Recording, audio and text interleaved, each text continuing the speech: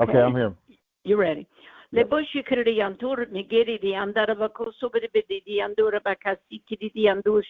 Yep. The power of words. Life and death is in your mouth. And the Lord would say loud and clear, out of you I'm going to appear. You got to understand it from the top of your head to the soles of your feet. When I look at you, I see you complete. You're not torn apart or fragmented, it's true. You're not a little lump of sod that will not do. You've been changed and transformed into a mighty son of God. So don't talk to me like you were a little piece of sod. This is the thing that the Lord would speak. He says, you are a king and you are a priest, so decree and declare and proclaim what's true. Nothing is impossible for my sons to do. And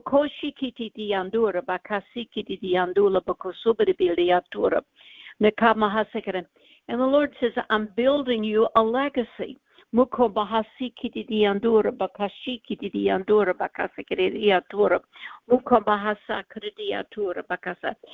Teresa left a legacy.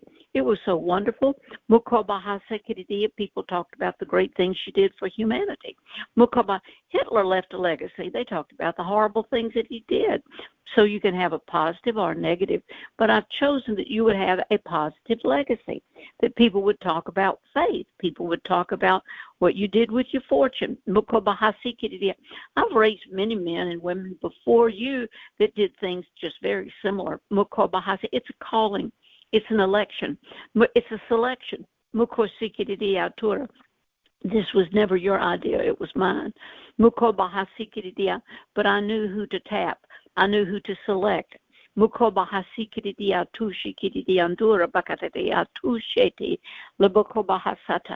the word of the Lord,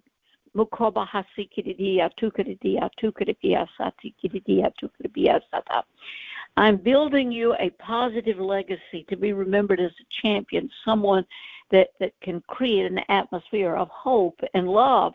And I can tell you what your legacy will be. It's a work in progress, my love.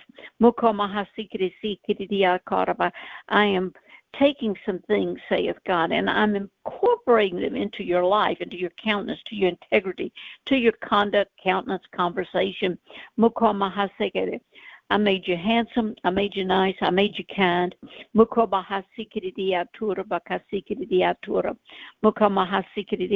I've made you responsible. I've made you to be able to be prepared. You know that preparation, without good preparation, there is no performance. Now, saith God, do not allow anything. Pride wants to come in and cause you to doubt. But you, before you ever knew your mother's womb, you were created to help humanity in unprecedented ways. I did not make you ordinary. I made you extraordinary. You are a champion, and champions do live differently. You are a ransom redeemed child of God, so you have to rise up and take your authority. I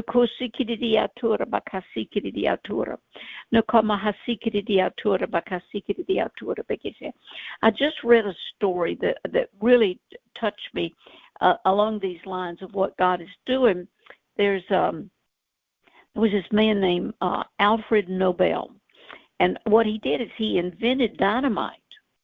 And he was reading the newspaper one day, and he was reading about a report that concerned his brother's obituary. His brother had died, and the obituary was entitled, "The Merchant of Death Has Died." And the news reporter had confused Alfred with his brother and was referring to him as the Merchant of Death because he had invented dynamite. He was so shocked that this was his legacy, this is the way he was going to be remembered. And he says, I've got to do something right away to change what people are going to say. So what he did, he was very wealthy, and what he did, his money began to talk for him. Your money's going to talk. It's going to talk really loud, because Nobel went and he took his entire fortune and he funded the prestigious award that's known as the Nobel Peace Prize. And that he came to build this incredible positive legacy. Nobody talks about him inventing dynamite anymore. There's the Nobel Peace Prize. That's what people think about, and that he looked for champions, people that had created an atmosphere of hope and love, and that it was just it's just an amazing thing that God is saying to us in this day, that He is building you a legacy. So He's invested in it. When God invests in a company, in an individual, in a person, in a dream, in a vision, it's destined to win. And whatever correction or inspection that we need in the midst of it, the best thing that God's got to work with is people. You know, that He says, I'll fill up anything that's lacking. You know, He says, I can do this, whatever. You know, we say, well, I shouldn't have done this or I should have done that. It's not about how good or bad you are. It's how wonderful God is. That's why He says, I do not need a hand. I need a glove. I need to be the body. I need the things that happen in your life to say, my goodness, he trusted the Lord. That's what He wants him to say. And he was faithful to what he said he would do. He was faithful to what he said he would do.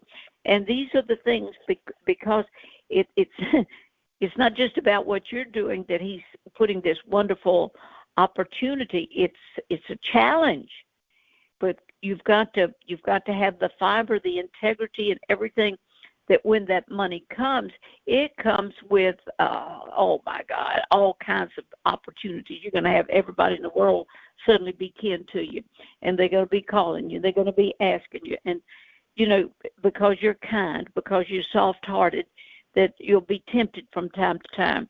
But you just have to know the money's really not yours. That's the way it's going to be safe for you. You're babysitting God's money. He's entrusted you with it.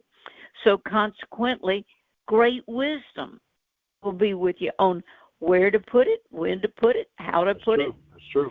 And that's so the thing is, if you were the devil, wouldn't you love to say, uh-oh, they're getting too close. They're fixing to have some manifestation. The fact is, you know, you've gotten a little money on this, and all of a sudden you're paying some bills and some tension is off of you.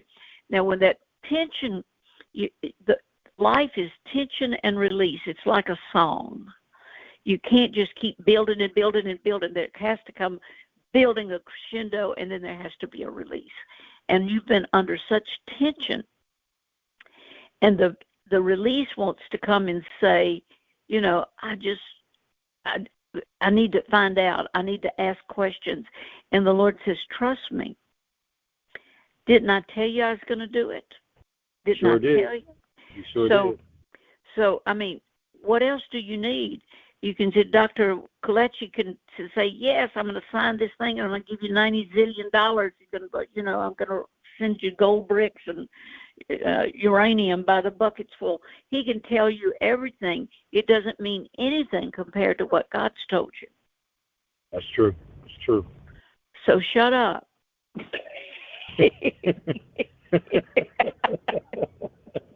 Got it. Okay. Make me have to give you a whipping with a wet noodle. Okay. No, feel better? Thank you much. I needed that. I'm gonna re-listen to it too. Thank you. Yeah. Well, you can go back and listen to it. And if it were me and I had that letter, I'd read it about 20 times. I'd get it in there. Getting those words in the atmosphere this has worked for me so many times. When I would say I've got to talk to the wind. You know, I've got to talk to angels that are running to and fro, and okay.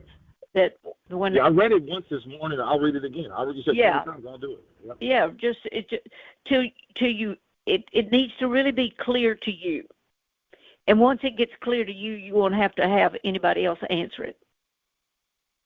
Got it. Okay. Well, it's clear to me. I'm the one that wrote it, so yeah, it's definitely there clear you to go. Me. There you go.